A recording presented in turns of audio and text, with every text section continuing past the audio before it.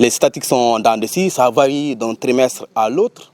Donc cela veut dire qu'aujourd'hui, nous avons une file active de 250 personnes qui vivent régulièrement avec le VIH-Sida à ce jour. Et ces chiffres s'expliquent par beaucoup de facteurs de vulnérabilité. Aussi, il faut le dire, hein, surtout dans une région où la prévalence est au-dessus de la moyenne, c'est-à-dire 1,5. Chaque 100 personnes que vous prenez, au minimum 1,5 des personnes, ce sont des personnes qui sont vulnérables par rapport au VIH-Sida.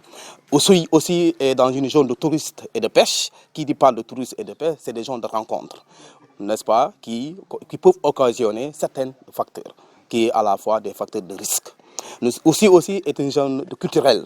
Quand je dis zone de culturelle, donc c'est aussi des rencontres, qui sont des rencontres entre jeunes, entre adultes, qui peuvent occasionner une expérimentation sexuelle, qui fait que aussi vraiment est très vulnérable et que les populations sont extrêmement vulnérables par rapport à l'infection à VIH-Sida, et qui fait que les chiffres peuvent varier d'une période à l'autre, mais nous sommes dans une zone où la prévalence vraiment est au-dessus de la moyenne. Parce qu'aujourd'hui, le Sénégal, nous avons à 0,3, alors que Ziguinchor, nous avons 1,3 de prévalence par rapport au VIH-Sida. C'est ce qui justifie cette année ce thème, égalité aux soins, à l'information pour tous, pour vaincre le VIH-Sida au Sénégal. Égalité aux soins, sans discrimination, sans stigmatisation. Quel que soit votre statut, vous êtes professionnel de sexe, vous êtes un homme qui vit avec, qui ont des rapports avec des hommes, vous êtes CDI, vous êtes un enfant, vous êtes jeune, vous avez le droit aux soins.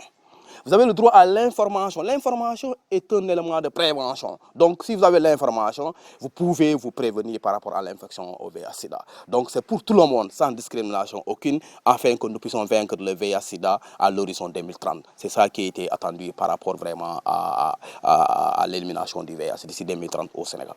Le VIH-Sida est une maladie comme toutes les autres. Malgré qu'elle est une pandémie, mais on peut la vaincre. On peut la vaincre, c'est quoi? En acceptant de se faire dépister, parce que le dépistage est le premier élément de prévention.